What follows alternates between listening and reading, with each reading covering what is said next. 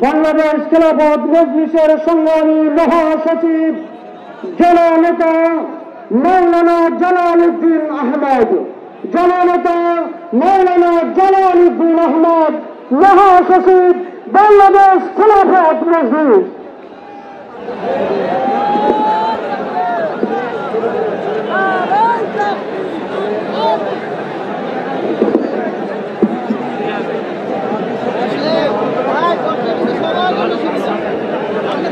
আসসালামু আলাইকুম ওয়া রাহমাতুল্লাহি ওয়া বারাকাতুহু।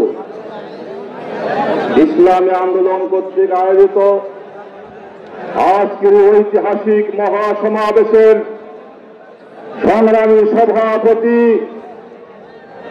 বর্তমানে বাংলাদেশে ইসলামী সমাজের ঐক্যের প্রতীক হযরত মাওলানা মুফতি সৈয়দ রেজাউল করিম পীর সাহেব চরমনাই, উপস্থিত জাতীয় নেতৃবৃন্দ, উপস্থিত সাংবাদিক ভাইয়েরা এবং ইসলামী আন্দোলনের নেতাকর্মী ভাইয়েরা, আমি সর্বপ্রথম আমার দলের আমির আল্লামা মাহমুদুল হক আপনাকে সালাম দিয়েছেন, সালাম পাঠিয়েছেন।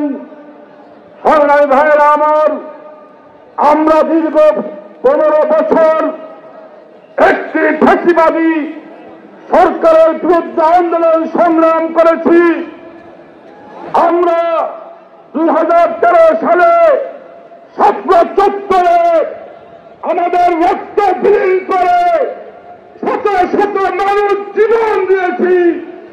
তার এই ধারাবাহিকতায় 2024 সালের 3 আগস্টে ছাত্রতা বিপ্লবের মাধ্যমে আমাদের সেই আন্দোলনের বিজয় হয়েছে, ফ্যাসিবাদ সরকারের পতন হয়েছে। দ্বিতীয় কথা হল, আজকে বাংলাদেশে অনেক জায়গায় মব জাস্টিস আমরা লক্ষ্য করেছি এবং চাঁদাবাজ দখলবাজ চলছে আমরা লক্ষ্য করছি। পরিষ্কার বলি, ইসলামী আন্দোলন সহ এদেশের সকল ইসলামী দল মব জাস্টিস চাঁদাবাজ দখলবাজকে স্বীকার করে না, আমরা তীব্র নিন্দা করি। কিন্তু এই মব জাস্টিসের ব্যাপারে আমাদের সরকারেরও ব্যর্থতা রয়েছে।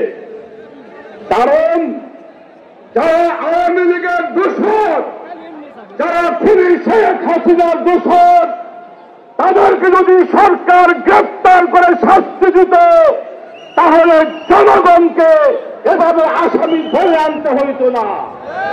এজন্য বর্তমান সরকারকে বলবো, অবিলম্বে সত্য হাতে মব জাস্টিস দমন করুন, চাঁদাবাজ সন্ত্রাসবাদ দমন করুন এবং খুনি শেখ হাসিনার দোষরদেরকে গ্রেফতার করে আইনের আওতায় সোপর্দ করুন। সর্বশেষ কথা হল, বর্তমান সময়ে দেশ ও ইসলাম রক্ষার জন্য, দেশের স্বাধীনতা রক্ষার জন্য ইসলামী শক্তির ঐক্যের বিকল্প নাই। তাই আজকে আমি আহ্বান করব, আগামী জাতীয় নির্বাচনে সকল ইসলামী দল ঐক্যবদ্ধভাবে নির্বাচন করবে ইনশাআল্লাহ। সবাইকে ধন্যবাদ জানিয়ে আমার বক্তব্য শেষ করছি।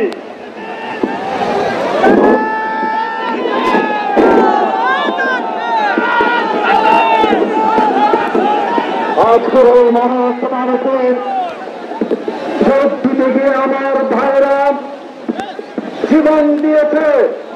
আমরা কি বৃষ্টির নিচে অবস্থান করতে একটু আপনার গণ্য করব? নেতৃবৃন্দ বুঝবেন, কর্মীরা বুঝবে, আমরা বাংলাদেশ গড়ে তুলব ইনশাআল্লাহ। বক্তব্য রাখবেন হেফাজতে ইসলাম বাংলাদেশের